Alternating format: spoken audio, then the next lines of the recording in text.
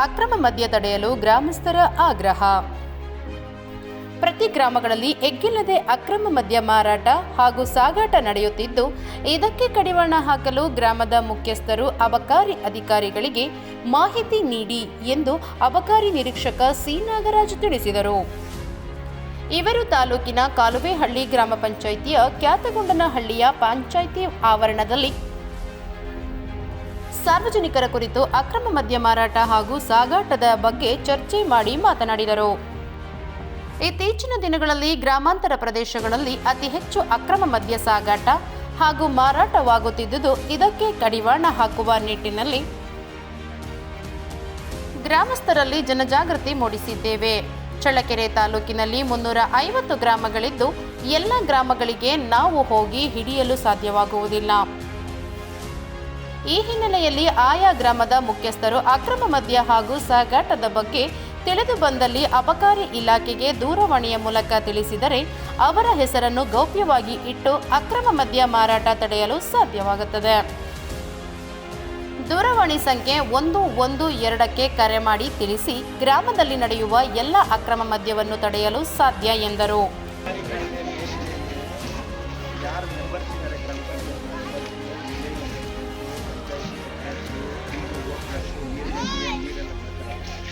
ಎಲ್ರಿಗೂ ಸಹ ನಿಯಮ 50ರಲ್ಲಿ ಅವರೇ ನಿಮ್ಮನ್ನು ಇದು ಮಾಡ್ಬೋದು. ಸೊ ನೀವು ಹೇಳ್ತಾ ಇರೋದು ಸರಿ ಇದೆ. ಊರಿನವರು ಸ್ವಲ್ಪ ಎಚ್ಚೆತ್ಕೊಂಡು ಬಿಗಿ ಮಾಡಿ. ಈಗ ಇವೆಲ್ಲ ಮುಖಂಡಿದ್ದೀರಿ, ನಾವು ಅಧಿಕಾರಿಗಳು ಎಲ್ಲರಿಗೂ ಚರ್ಚೆ ಆಗಿದೆ. ಯಾರು ಒಂದು ಸ್ವಲ್ಪ ನೀವು ಬಿಗಿ ಮಾಡಿ. ನಮಗೂ ಅಧಿಕಾರ ಇದೆ. ಅವ್ರು ಮಾತಾಡ್ತಾರ ಅಲ್ಲ ಮಾಡಿ. ಇವತ್ತಿಂದ ನಮ್ಮ ಜನತೆ ಪ್ರತಿದಿನ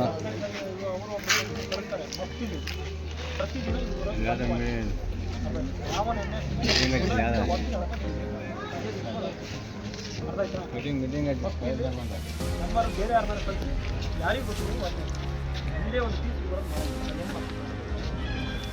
ಭಾಳ ಸಮಸ್ಯೆ ನಾವು ಮಾಡೇ ಮಾಡೋದು. ನಾನು ಇನ್ನೊಂದು ತಿಂಗಳಿರ್ತೀನಿ, ಒಂದೊಂದು ತಿಂಗಳಿರ್ತೀನಿ. ನಾನು ಮತ್ತೆ ಏನು ಕೆಲಸ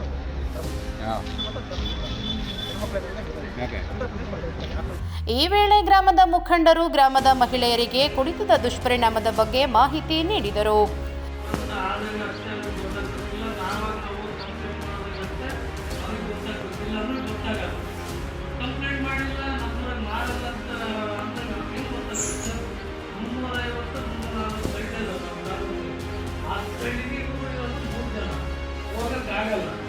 ಆಮೇಲೆ ಅವ್ರು ಗಮನಕ್ಕೆ ಬಂದವರು ಎಲ್ಲರೂ ಮಟ್ಟ ಹಾಕ್ತಾರೆ ಸಿಬ್ಬಂದಿ ಹೋಗಿ.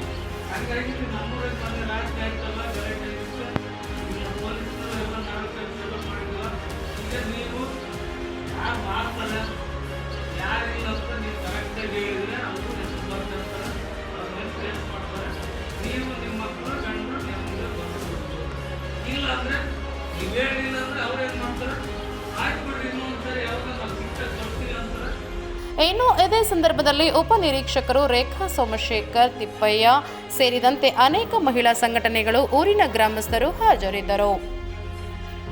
ಮತ್ತಷ್ಟು ಸುದ್ದಿಗಳಿಗಾಗಿ ಸಿಟಿ ಚಾನೆಲ್ ಚಳ್ಳಕೆರೆ ಸಬ್ಸ್ಕ್ರೈಬ್ ಮಾಡಿ. ನಮ್ಮ ಚಳ್ಳಕೆರೆ ಟಿವಿಯನ್ನು ಪ್ರತಿದಿನ ಸಂಜೆ 8 ಗಂಟೆಗೆ ವೀಕ್ಷಿಸಿ.